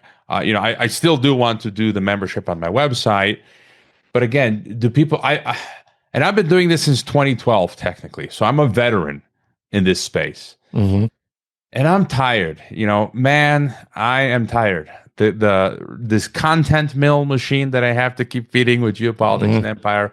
I got kids, I got bills to pay. Look, I got gray hairs. I got my beard's white already, and it's kind of like I'm tired, man. I've been doing this for 13 years. Other people's are newer in this space, and maybe they have more energy. But Mhm. I already had a website. I spent 5 grand on it in 2022. Did the membership thing with the WordPress plugin. At that time, it sucked. Then I got deplatformed. Then I moved to Substack. And okay, I think I've learned from some of those mistakes, but the energy that it's going to take, the cost it's going to, because I got to pay for the new WordPress plugin. I got to pay for another media host for the membership media stuff, or not. Maybe I can use unlisted, you know, Rumble, BitChute, whatever. Mhm. But I'm just like, man, I don't. And it's going to be a cat and mouse because by the time I do that, here comes the internet ID, or maybe Stripe is going to demand biometric sign in, or maybe the WordPress plugin is going to ask. You know what I'm saying? So all Yeah. that mountain of effort that I spent just for a short period of time, it's like, oh my goodness. You know, I'm Think just about gonna, yeah. think about like the I was looking into the anti-BDS stuff, the boycott, divest, and sanction stuff that people, you know, Israel, because of its atrocities, there was this BDS movement to boycott it. And then most of the states in the US have passed laws that if you try to boycott Israel, you know, you can't do business with the state and there's various penalties for it. And so something like that, where they can just say, they could say anybody who has X, Y, or Z view or says these things, you're just not allowed to do business with this person, or there's some sort of penalty for doing business with this person. And then it doesn't matter what solution or web provider or bank or anything you would do. If they want to, they could come right at that level and say, you're basically a domestic terrorist and you're guilty of hate speech or whatever they want to say. And then at that point, you just become radioactive to all of the institutions. And they don't even need to pass specific laws for specific businesses anymore and have these various protocols. If signing in with my face is what, is it going to make it so that now they can suddenly censor me where they couldn't before? Like they can already do that. Um, Well, I if mean, they want, and that brings the other factor. Okay, it's happening on Substack, but this year, um, look, I'm going to lose my bank account, and I can't sell my home, you know, and it's like if I don't go do the Mexico digital ID thing, mm, and it's yeah. So this is just like one of the early shots, the whole Substack thing, because all this other stuff is coming afterwards, and so, anyways, that's a whole rabbit hole to go down. I think we can leave it here, Terry, unless you got something else. Um, No, nothing else with And that. I think we've covered the bases, and I appreciate being able to come on and get through so much like so much contrarian stuff at once. It's like I always feel like I'm fighting my own side all the time because I love all the journalists who do reporting on all this technocracy and all this stuff, but then I end up having takes that are sort of questioning them and questioning the wisdom of where they're leading things. So that's one of the reasons I love being able to come on here. yes, and I'm sure there'll be all sorts of people who disagree. I want to throw this out as well. I actually a long time ago I stopped mostly reading comments on any of the platforms. There's always good people with good comments, people who also coming from a good place who disagree, which I also appreciate. But when you're coming at me in a genuine way, right? Not a couth way. But then you've got people who are schizophrenic, disingenuous agitators, subversives, cursing, insulting. So I've just gotten tired. So I'm just too busy and tired to even read most comments, and just for the reasons that a lot of it is nonsense. Again, there's good people out there, so I'm not throwing, but a lot of it is nonsense. So I just kind of stopped paying attention, and I mute often people like on Substack if you're spouting, there's pro-Nazi, just other madness. I just mute you, and let's just get on with life and with what's going on. And so, your links are in the description. Where are the best places for people? What are the best things people can purchase from? I guess you got your books, your Substack. Yeah, it's most of my activity is on Substack, the winterchristian.substack.com. And I still get people leaving reviews on my books. I appreciate every sale of Maybe Everyone Is Wrong and Fire in the Rabbit Hole. I have other ones too. One is about the rise of the beast, which it's essentially a small.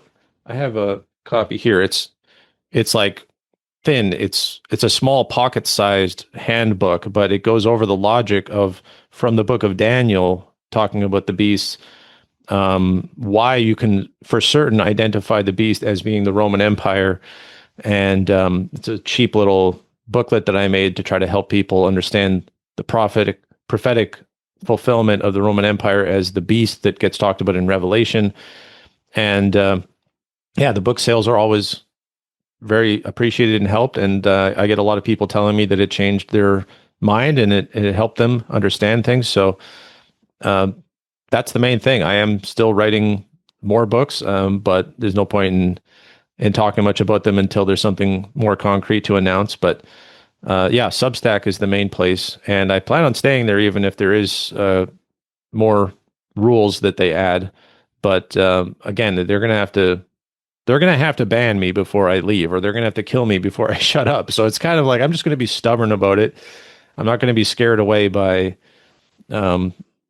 protocols or something as superficial as that, in my opinion. So that's where people can find me, and my everything is kind of together at wolfpox.com, which was my TikTok username. That Wolfpox was my username, so I still have that as my home site. Well, let's not wait 2+ years for our next conversation. Terry, check out Terry's channels, and I guess see you on the digital landing grounds, Captain Wolfe. Thank you. Thanks.